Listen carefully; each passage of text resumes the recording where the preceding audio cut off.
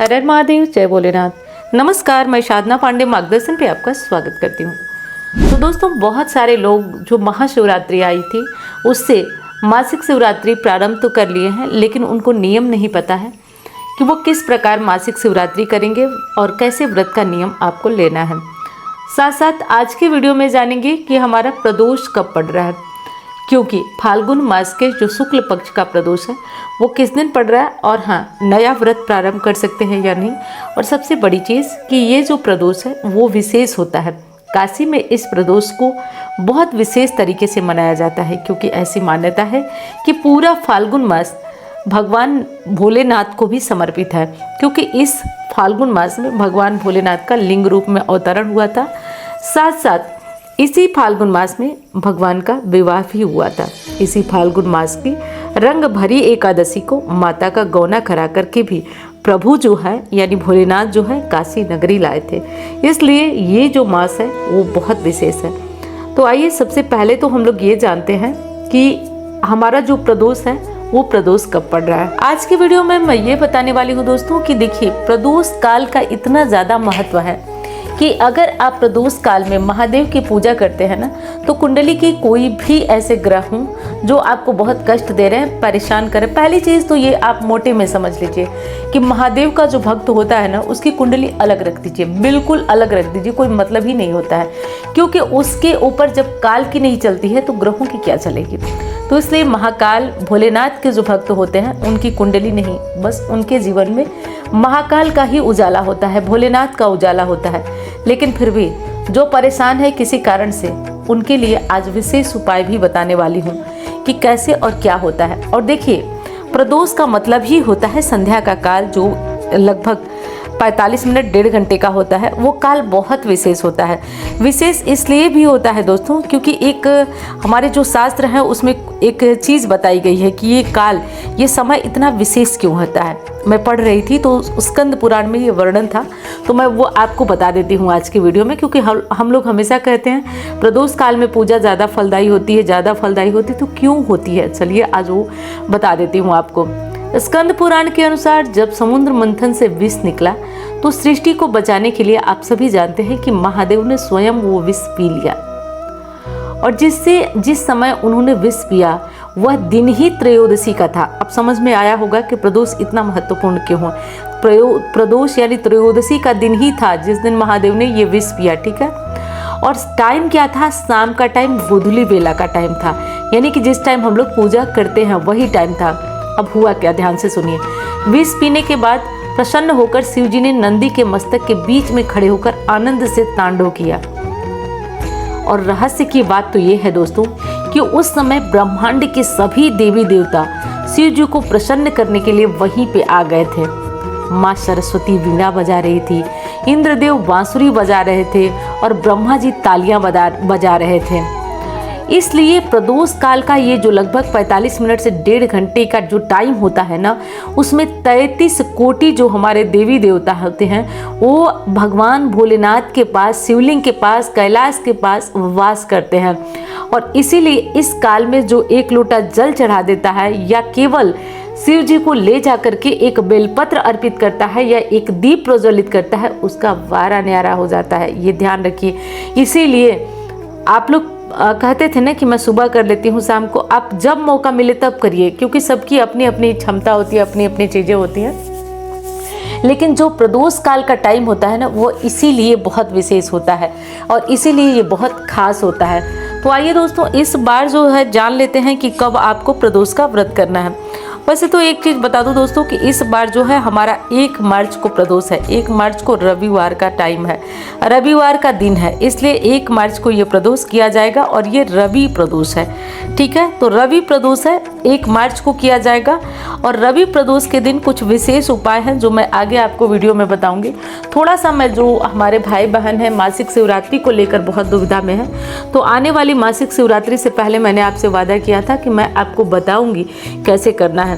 तो देखिए, पहली चीज़ तो ये है कि कुछ लोग कह रहे थे कि मैं 1 साल कर चुकी हूँ, उद्यापन करना है। उद्यापन करना बिल्कुल ज़रूरी नहीं है। अगर आपका शरीर नहीं चल रहा है तो आप बिल्कुल उद्यापन करिए। उद्यापन में क्या करेंगे, हो सके अगर संभव है, भगवान ने सब कुछ दिया है तो एक रुद्राभिषेक करा लीजिए रुद्राभिषेक कराकर ब्राह्मण को दान दक्षिणा जो भी आपसे हो सके वो दे दीजिए और देकर बस हो गया उद्यापन।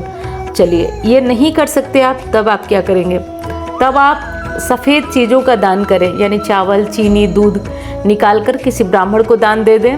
और हाँ, महादेव का पूजा करें। कैसे करेंगे, तो खीर बनाकर उन्हें भोग लगाएं और सफ़ेद वस्त्र उन्हें जो गमछा होता है सफ़ेद वो पहनाएं, जनेऊ, चंदन सब कुछ लगाकर विधिवत पूजन करें और हाथ जोड़ के कहें कि बाबा जब तक मुझसे हो सका बन पड़ा, मैंने आपका ये व्रत किया, अब आप मुझ पर कृपा करें। बड़ा साधारण सा व्रत है, आप लोग ज़रूर करें। और हाँ, आप लोगों की एक बात और मैं सुनती हूँ कि आप बताइए आप कैसे करती हैं।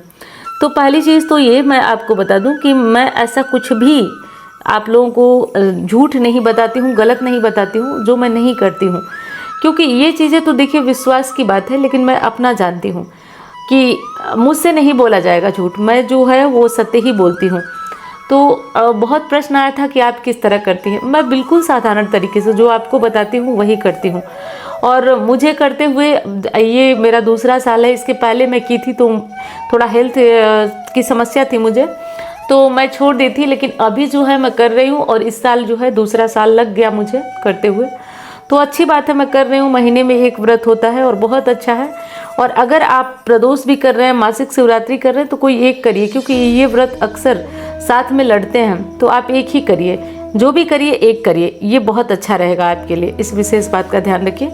और नियम वही है, उद्यापन की विधि मैं बता दी। अब नियम व्रत का कैसे है, देखिए सवेरे उठेंगे आप, जैसे आप ब्रश करते हैं ब्रश नहीं करके आप दातून करेंगे। अब किसी के यहाँ नहीं मिल पाएगा तो देखिए आप कोई वैसा टूथपेस्ट रख लें या टूथब्रश नया कोई रख लें, उसी से कर लें, क्योंकि ऑप्शन ही नहीं है हमारे पास, तो उसी से कर लें। लेकिन रोज़ वाले डेली ब्रश से ना करें, वैसे ब्रश नहीं करना चाहिए, लेकिन कोई ऑप्शन नहीं है तो आप ये वाला कर लीजिए विचार। तो अब आप ये कर लें, उसके बाद सवेरे अपना नहाएं धोएं, जो भी कार्य है अपना करें। और देखिए नियम तो ये कहता है आप कोई अगर मनोकामना पूरी करने के लिए कर रहे हैं तो निशीत काल में पूजा करिए। निशीत काल जो रात्रि का टाइम होता है दूसरे पहर की, उस निशीत काल में आप पूजा करिए। लेकिन देखिए दैनिक जीवन है, गृहस्थ जीवन है और हम लोग हर माह में इतना कुछ नहीं कर पाएंगे, अगर कर सके तो ठीक है, नहीं कर पाएंगे, इसलिए हम लोग क्या करते हैं कि सुबह शाम में पूजा करते हैं। अगर घर में शाम में करना है तो आप घर में चाहें तो पार्थिव शिवलिंग बनाकर घर में गमले में विसर्जन करके शाम को विधिवत पूजा कर लीजिए, चाहे प्रदोष में चाहे शिवरात्रि में, दोनों की बात कर रहे हो। या फिर आप बढ़िया से अपना करना चाहते हैं कि मंदिर में जाके करेंगे तो मंदिर में जाके बस वही साधारण प्रदोष वाली ही पूरी पूजा विधि है। अगर आप और अच्छे से करना चाहते हैं तो रात्रि को जो निशीत काल की पूजा होती है वो करिए, नहीं तो साधारण इसी तरह से करिए। अब बात आती है कि खाएं क्या। देखिए अन्न मत खाइए, बाकी अगर शरीर नहीं चलता है, कोई प्रॉब्लम है तो सेंधा नमक वगैरह ले लीजिए, अन्न मत खाइए। इस विशेष बात का आप बहुत अच्छे से ध्यान रखिए, ये काम कर लीजिए आप, और इसी तरीके से करके आपको ये विशेष कार्य करना है। तो मैं उम्मीद करती हूँ वीडियो आपको पसंद आई होगी दोस्तों, और वीडियो पसंद आ रही है तो एक लाइक कर दीजिएगा, चैनल को आपने सब्सक्राइब नहीं किया तो कर लीजिएगा। अब देखिए थोड़ा प्रदोष काल का टाइम मैं आपको बता देती हूँ, वो भी नोट कर लीजिए। प्रदोष काल का टाइम, प्रदोष काल का टाइम है 5:45 से और 6:38 तक। तो इस मुहूर्त का ध्यान रखिएगा और इसी मुहूर्त में आपको बढ़िया से अपना पूजा आराधना 1 मार्च को करना है। और हाँ, 1 मार्च से याद आया दोस्तों, 1 मार्च को रात को 9 बजे मैं आपके साथ लाइव भी जुड़ने वाली हूँ। बहुत विशेष है, कुछ विशेष है, क्योंकि जो ये होली की रात होती है बहुत खास होती है, तो आप लोग जुड़िएगा। आपके लिए मैं उम्मीद करती हूँ कि बहुत हेल्पफुल होगी ये वीडियो। और पता नहीं, कहा जाता है ना कि किस चीज़ से किसका जीवन बदल जाए, तो मैं प्रयास कर रही हूँ, टाइम होगा तो जुड़िएगा। और चलिए थोड़ा सा प्रदोष का एक उपाय बता देती हूँ। वैसे तो मैंने बता ही दिया आपको, फिर भी आपसे एक और उपाय शेयर करना चाहती हूँ, क्योंकि कहा जाता है कि आज के दिन, प्रदोष के दिन, महादेव नंदी पे सवार होकर और धरती लोक का भ्रमण करने निकलते हैं। तो इसलिए आज अपने दरवाजे पर एक दीपक जलाएं, उस दीपक में जो 2 लौंग का फूल डालें। अब देखिए लौंग का फूल आपने कई बार मुझसे सुना होगा, लौंग वो है जो आकर्षित करती है, चुंबक की तरह खींचती है, तो वो महादेव की कृपा को, महादेव को आपके घर तक खींचेगी। इसलिए दरवाजे पे ये लौंग वाला दीपक आप अवश्य जलाइएगा। और भगवान भोलेनाथ की कृपा सब पर बरसे, ऐसी कामना करती हूँ। कमेंट बॉक्स में हर हर महादेव ज़रूर लिखिएगा। अब मैं मिलती हूँ आपसे अन्य वीडियो में। धन्यवाद। हर हर महादेव।